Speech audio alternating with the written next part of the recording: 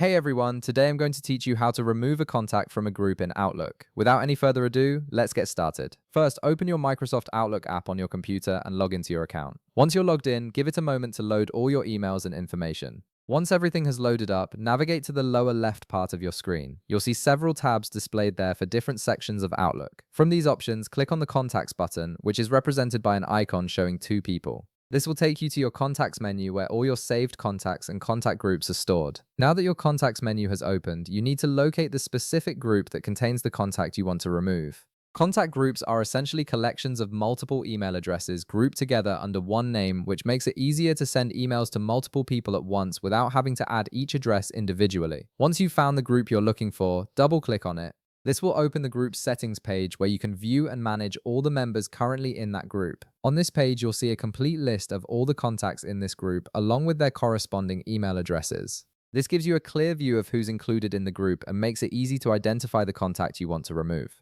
To remove a contact, simply click on the contact's name to select it. You'll notice it gets highlighted once selected. After selecting the contact, look towards the top part of your screen. You'll see a button labeled Remove Member in the ribbon menu. Click on this button to remove the selected contact from your group. The contact will be immediately removed from the group list, though they'll still remain in your overall contacts. This means you're not deleting the contact entirely, just removing them from this specific group. And that's it. You've successfully removed a contact from a group in Outlook, making it simple to manage who receives group emails. If this video helped you out, be sure to leave a like, subscribe, and I'll see you in the next one.